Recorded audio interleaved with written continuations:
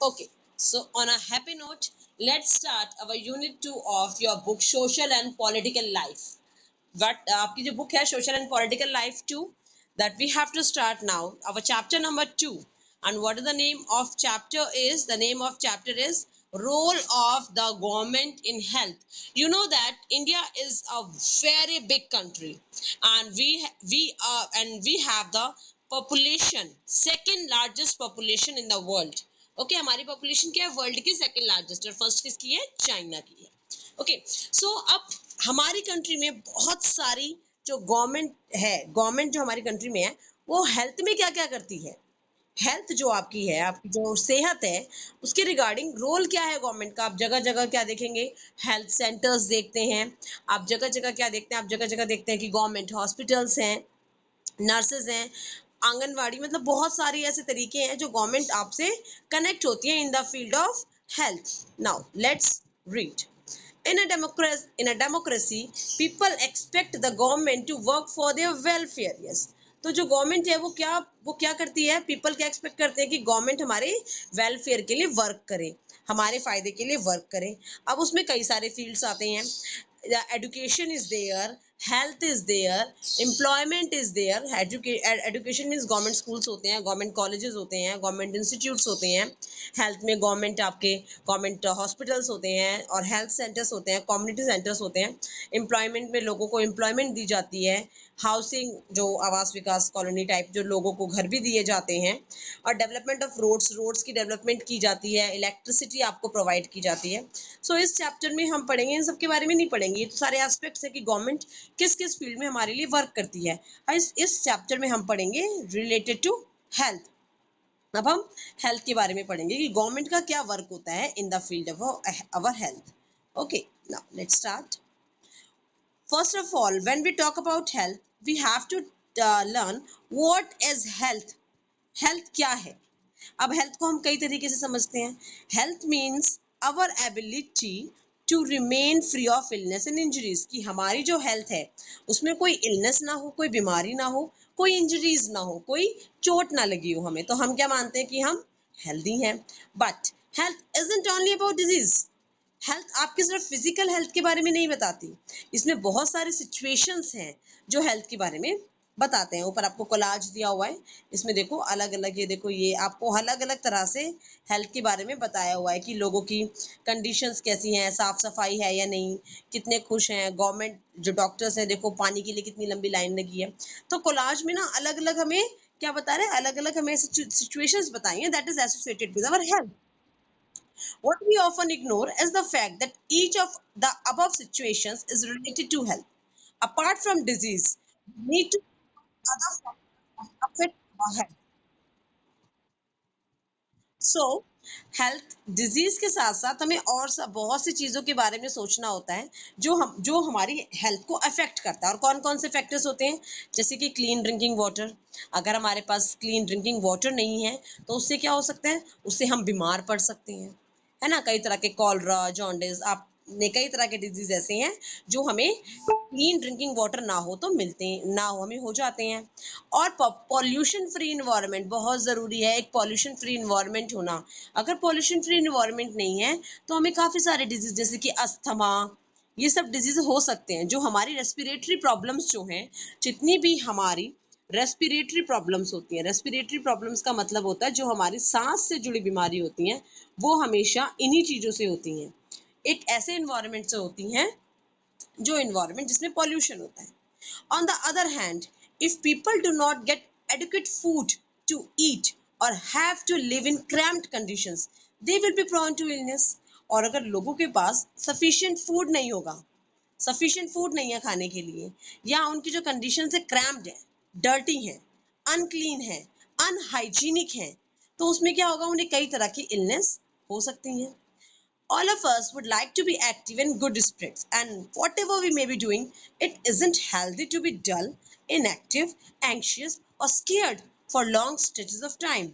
Okay, अगर हम सबको कैसा अच्छा लगता है, we all like to be active and good spirits. Okay, हमें good spirits में होना है, हमें active होना है, हम जो भी काम करें, अगर हम उसमें डल हैं, इनएक्टिव हैं, एंक्शियस हैं बहुत ज़्यादा, अगर हम एंक्शियस हैं, स्केयर्ड हैं, डरे हुए हैं ज़्यादा लंबे टाइम के लिए, तो इससे ये आपके लिए कंडीशंस हेल्दी नहीं होती, they are not healthy. We all need to be without mental strain. Mental strain मतलब मेंटल स्ट्रेस। हम लोगों को मेंटल स्ट्रेस से दूर रहना चाहिए। That's why all the teachers are telling you to complete your work on time. If your work is not complete on time, at the last, while checking, you will get mental stress. So you all have to be free from mental stress just only when you be able to complete your work on time. All these various aspects of our lives are a part of health. ये क्या है, हमारे health के part है। अब देखो आपको इसमें ना दो की कॉलम्स दिए हुए हैं, ठीक है। अब इन सब कुछ एस्पेक्ट्स है हेल्थ केयर। इंडिया में जो हेल्थ केयर है, हेल्थ केयर मतलब इंडिया के जो गवर्नमेंट हॉस्पिटल्स हैं, गवर्नमेंट कम्युनिटी सेंटर्स हैं, हेल्थ सेंटर्स हैं, अब उसको हमें कंपेयर करना है, दो सिचुएशंस को हमें कॉन्ट्रास्ट करना है। तो पहले हम पढ़ते हैं कि हमारी कंट्री में क्या क्या अच्छा है। हेल्थ केयर के मामले में India has the largest number of medical colleges in the world. हमारी जो कंट्री है, इसमें सबसे ज्यादा मेडिकल कॉलेजेस हैं, और सबसे ज्यादा जो डॉक्टर्स प्रोड्यूस होते हैं वो इंडिया में होते हैं। सबसे ज्यादा डॉक्टर मतलब एक साल में लगभग 30,000 नए डॉक्टर बनते हैं हमारे कंट्री में। हर साल एक 30,000 से ज्यादा डॉक्टर्स जो हैं हमारी कंट्री में क्वालिफाई होते हैं, प्रोड्यूस होते हैं। हेल्थ केयर फैसिलिटीज ईयर्स में बहुत डिफरेंस हो गया है। जैसे कि 1950 जब हमें आज़ादी मिली थी, 1947 में जब हमारी कंट्री आज़ाद हुई थी, हमारे पास 2717 गवर्नमेंट हॉस्पिटल्स थे, मगर 1991 में 11,000 से ज़्यादा हो चुके थे, और 2017 में अबव 23,000 ये हेल्थ केयर फैसिलिटीज़ है इंडिया में, जो साल दर साल बढ़ती गई हैं। India gets a large number of medical tourist. Medical tourist मतलब क्या होता है, इंडिया में जो डॉक्टर्स हैं वो बहुत ज़्यादा क्वालिफाइड हैं, और एज वेल एज हमारे यहाँ जो इलाज है ना, जो हमारे यहाँ इलाज होता है वो भी और कंट्रीज के मुकाबले जो है थोड़ा चीप होता है, सस्ता होता है। तो मेडिकल टूरिस्ट वो लोग होते हैं जो एक कंट्री से दूसरी कंट्री में इलाज करवाने के लिए जाते हैं। तो हमारा ट्रीटमेंट है ना, वो with the best in the world. अगर हम उसे देखें तो वो वर्ल्ड के बेस्ट हॉस्पिटल्स में माना जाता है। वर्ल्ड के बेस्ट हॉस्पिटल हमारे यहाँ हैं, वर्ल्ड के बेस्ट डॉक्टर्स हमारे यहाँ हैं, इसीलिए हमारे यहाँ बहुत सारे मेडिकल टूरिस्ट भी आते हैं अलग अलग कंट्रीज से। और इंडिया जो है थर्ड लार्जेस्ट प्रोड्यूसर है medicine in the world, and that India has proved in the case of corona virus vaccine also, कि इंडिया की जो मेडिसिन हैं वो थर्ड लार्जेस्ट प्रोड्यूसर है मेडिसिन की।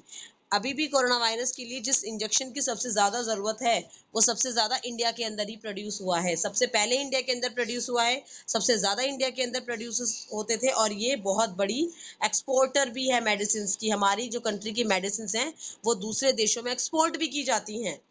Matter of pride for us, but in the another form, अगर हम इस सिचुएशंस को कॉन्ट्रास्ट में देखें तो ज़्यादातर डॉक्टर जो है वो अर्बन एरियाज में है, मतलब शहरों में है ज़्यादातर डॉक्टर। तो जो रूरल एरियाज के गांव के लोग जो होते हैं, उन्हें डॉक्टर्स के लिए बहुत दूर दूर जाना पड़ता है, और वहाँ पे नंबर ऑफ डॉक्टर्स भी कम है, क्योंकि जो लोग क्वालिफाई हो जाते हैं, गांव से लोग आए वो क्वालिफाइड हो जाते हैं, तो वो फिर शहर की तरफ कि हमें शहर में जॉब करनी है, तो इसके कारण जो डॉक्टर्स हैं ना वो बहुत कम है। हमारे अर्बन जो हमारे उसका एरिया है बहुत कम है वहां पे भी। ओके, गांव में about 5 lakh people die from tuberculosis every year. TB की बीमारी जो होती है ना, टीबी की जो रेस्पिरेटरी डिजीज होता है, टीबी की बीमारी होती है, लगभग 5 लाख लोग हर साल हमारे यहाँ मर जाते हैं। और हमारे केस में हमारी कंट्री में आज भी एक साल में लगभग 2 मिलियन केसेस, लगभग 2 मिलियन केसेस का मतलब आप समझ रहे हैं, लगभग 20 लाख मलेरिया के केस अभी भी हमारी कंट्री में आते हैं।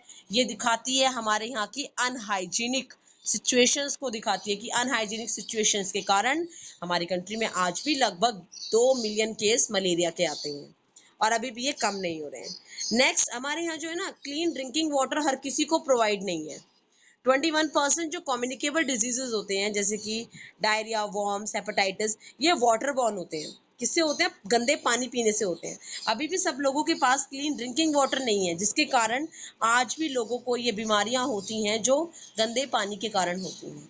Half of all children in India do not get adequate food to eat and are undernourished। और जो half of the children होते हैं इंडिया में, उन्हें अभी भी एडुकेट फूड नहीं मिलता, प्रॉपर फूड नहीं मिलता, एक हेल्दी बैलेंस डाइट नहीं मिलती, या ये कहो कि भरपेट खाना ही नहीं मिलता। जिसके कारण वो अंडर नरिश रहते हैं, उनकी बॉडी को प्रॉपर नरिशमेंट नहीं मिल पाती। In order to prevent and treat illness, we need appropriate healthcare facilities such as health centers, hospital, laboratories for testing, ambulance service, blood banks, etc. In illness को treat करने के लिए हमें proper healthcare facilities चाहिए। अभी हमारी country में इल्नेस को ट्रीट करने के लिए हमें हेल्थ केयर फैसिलिटीज जैसे कि हेल्थ सेंटर्स चाहिए, हॉस्पिटल्स चाहिए, लेबोरेटरीज चाहिए जहाँ पे टेस्टिंग होती है, ब्लड टेस्ट, यूरिन टेस्ट, सारे जो होते हैं लेबोरेटरीज चाहिए, एम्बुलेंस सर्विसेज चाहिए, ब्लड बैंक्स चाहिए, जिसके कारण जो पेशेंट्स हैं पेशेंट्स को प्रॉपर सर्विसेज मिल पाए। इन फैसिलिटीज के लिए हेल्थ वर्कर्स चाहिए, नर्सेस चाहिए, क्वालिफाइड डॉक्टर्स चाहिए और अदर हेल्थ प्रोफेशनल्स चाहिए जो एडवाइस कर सकें, डायग्नोस कर सकें और ट्रीट कर सकें इलनेस को। हमें क्या चाहिए? मेडिसिन चाहिए और हमें अलग अलग इक्विपमेंट्स चाहिए। इक्विपमेंट्स क्या होते हैं? जो डॉक्टर्स के पास मशीन्स वगैरह होती हैं वे, ताकि वो अच्छे से पेशेंट्स को ट्रीट कर सकें। ये फैसिलिटीज हमें चाहिए ताकि हम अच्छे से अपनी केयर कर सकें। ओके, अब आपने जो दो कॉलम मैंने आपको पढ़ाए थे, इसमें मैंने आपको पहले कॉलम में पढ़ाया था कि इंडिया के पास लार्ज नंबर ऑफ डॉक्टर्स हैं, क्लिनिक्स हैं, हॉस्पिटल्स हैं। इंडिया जो है के पास बहुत ज़्यादा एक्सपीरियंस है, नॉलेज है पब्लिक हेल्थ केयर सिस्टम में। इंडिया के पास बहुत सारा एक्सपीरियंस और नॉलेज है, क्योंकि मैंने आपको बताया कि एक साल में लगभग 30,000 से ज़्यादा डॉक्टर हमारे यहाँ बनते हैं। ये सिस्टम है हॉस्पिटल्स का, हेल्थ सेंटर्स का, जो गवर्नमेंट रन करती है। और इसका काम क्या होता है? इसकी एबिलिटी होती है to large section of population, जो hundreds of thousands of villages में जो लोग हैं, उन लोगों की हेल्थ की केयर करना भी गवर्नमेंट की इसी में हमारी जिम्मेदारी बनती है। इसके बारे में हम इस चैप्टर में और ज़्यादा पढ़ेंगे। जब पब्लिक सेक्टर पढ़ेंगे तो उसमें हम इन सब चीज़ों को ज़्यादा डिटेल में पढ़ेंगे। सेकेंड कॉलम ने बताया कि हमारे यहाँ हेल्थ सिचुएशन कितनी पुअर है। पॉजिटिव डेवलपमेंट, जो मैंने आपको जितने सारे पॉजिटिव डेवलपमेंट एक कॉलम में पढ़ाए थे, इसके बाद भी हम सभी लोगों को proper health care facility provide नहीं कर पा रहे हैं। ये एक पैराडॉक्स है। पैराडॉक्स मतलब कॉन्ट्ररी। जब मैंने आपको एक पार्ट पढ़ाया तो कितना प्राइड फील हुआ कि ओके हमारी कंट्री में ये है, तो सब लोगों के पास इतनी अच्छी फैसिलिटीज है। बट जब सेकेंड पार्ट मैंने आपको पढ़ाया, बिल्कुल उसका कॉन्ट्रास्ट। हमारी कंट्री के पास मनी है, नॉलेज है, पीपल है एक्सपीरियंस के लिए, बट अभी भी जो प्रॉपर हेल्थ, जो नेसेसरी हेल्थ केयर है, वो सब बच्चों के पास अवेलेबल नहीं, सब लोगों के पास अवेलेबल नहीं है। इस बारे में हम रीजंस के बारे में आगे पढ़ेंगे। ये हकीम शेख की स्टोरी है। हकीम शेख एक मेंबर थे पश्चिम बंगा खेत मजदूर समिति, मतलब एक एग्रीकल्चर लेबरर्स की जो एक ग्रुप था, उसके मेंबर थे। 1992 में वो एक ट्रेन से गिर के उनके सर में चोट लग गई, बहुत सीरियस कंडीशन में थे और उन्हें इमीडिएट जो है ट्रीटमेंट चाहिए था। अब वो गवर्नमेंट हॉस्पिटल में गए तो उन्होंने एडमिट करने के लिए मना कर दिया पहले हॉस्पिटल ने। क्यों? क्योंकि उनके पास कोई स्पेयर बेड नहीं था, खाली बेड नहीं था। दूसरे हॉस्पिटल में गए तो उनके पास वो स्पेशलाइज्ड डॉक्टर्स नहीं थे जिन्हें ट्रीटमेंट की ज़रूरत थी। इस तरह से 14 आवर्स जो हैं वो क्रिटिकल स्टेट में उन्होंने स्पेंड कर दिए। वो अलग अलग 8 गवर्नमेंट हॉस्पिटल्स में गए, 8 हॉस्पिटल में जिन्हें इमीडिएट केयर थी, बट किसी ने उन्हें एडमिट नहीं किया। फाइनली उन्हें कहाँ एडमिट किया गया? एक प्राइवेट हॉस्पिटल में एडमिट किया गया, जहाँ उन्हें ट्रीटमेंट मिली। वहाँ उन्होंने काफ़ी सारे पैसे खर्च हुए, बट उन्हें बहुत बुरा लगा, बहुत उन्हें एंग्री हुए, अपसेट हुए जो हॉस्पिटल्स का जो उनके प्रति एटीट्यूड था उसे लेके। और बाद में उन्होंने क्या किया? उन्होंने एक केस फाइल कर दिया कोर्ट में। अब उसका फैसला क्या हुआ वो हम आपको इसमें आगे बताएंगे। अभी छोटा सा आपको the cost of a cure दिया हुआ है। इसमें 2 फ्रेंड्स हैं, अमन एंड राजन। राजन जो एक वेल्डू फैमिली से था, मतलब काफ़ी अच्छी फैमिली से, अमीर फैमिली से था, और अमन जो थे वो थोड़े से, उनकी फैमिली जो थी थोड़ी सी बैकग्राउंड थी, मतलब थोड़ा सा उनकी जो फाइनेंशियल कंडीशन अच्छी नहीं थी। तो अमन एंड दोनों मिलते हैं, अमन एंड रमन। तो दोनों आपस में डिस्कस करते हैं कि पहले रंजन कहते हैं, रंजन ने कहा कि मुझे वायरल फीवर था और मुझे हॉस्पिटल जाना पड़ा। उन्होंने कहा हाँ मुझे भी वायरल फीवर था और मैं भी हॉस्पिटल में गया। तो फिर अब रंजन ने बताया कि वो कहाँ गए, एक नए हॉस्पिटल खुला है किंग्सवे में, वहाँ गए। फिर उन्होंने उसके बारे में बताया कि बिल्डिंग काफ़ी पॉश थी, ऐसा लग रहा था जैसे 5 स्टार होटल है। ठीक है, डैडी ने कहा वो कौन सा हॉस्पिटल था? वो एक प्राइवेट हॉस्पिटल था। वो एक प्राइवेट हॉस्पिटल की बात कर रहे थे, जहाँ रिसेप्शन पे उन्हें 500 रुपीज़ पे करने पड़े। ठीक है, आप जैसे जब हॉस्पिटल में जाते हैं तो पर्ची कटवाने के लिए 500 रुपये देने पड़े स्टार्टिंग में ही उन्हें। सब कुछ क्लीन था, शाइनी था, डॉक्टर ने काफ़ी सारे टेस्ट किए, बहुत इन्वायरमेंट फ्रेंडली था। ठीक है, तो ये सारी चीज़ें उन्होंने उसके बारे में बताया। फिर टेस्ट के बाद वो डॉक्टर के पास दोबारा गए, उन्होंने कुछ मेडिसिन बताई, मतलब बहुत अच्छे से ट्रीट किया रंजन को, क्योंकि वो एक प्राइवेट सेक्टर था और काफ़ी ज़्यादा पैसा वहाँ पे खर्च हुआ था। फिर उन्होंने कहा कि अच्छा तुम फिर उन्होंने अपने फ्रेंड अमन से पूछा कि आप कहाँ गए? उन्होंने कहा हम भी गए, एक बड़ा-सा गवर्नमेंट हॉस्पिटल था, वहाँ हमें बहुत लंबी लाइन लगानी पड़ी ओपीडी काउंटर के पास। कहाँ लाइन लगानी पड़ी? उन्हें ओपीडी काउंटर में। So students, do you know what is the meaning of OPD?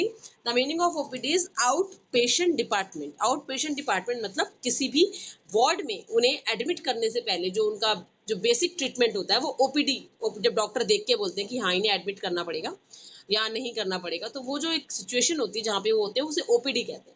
ठीक है, तो उन्हें काफ़ी लंबी लाइन लगानी पड़ी। फिर जब टर्न आया तो डॉक्टर ने एग्जामिन करके ब्लड टेस्ट के लिए बोला। ठीक है, उन्हें तो वहाँ फटाफट से हो गया था, बट यहाँ पे एक और लंबी लाइन में खड़ा होना पड़ा। फिर 3 दिन के बाद टेस्ट रिजल्ट आए, डॉक्टर के पास गए, डॉक्टर ने ओपीडी का रिजल्ट बोला जल्दी जल्दी दिखाओ, क्योंकि काफ़ी भीड़ होती है गवर्नमेंट हॉस्पिटल्स में।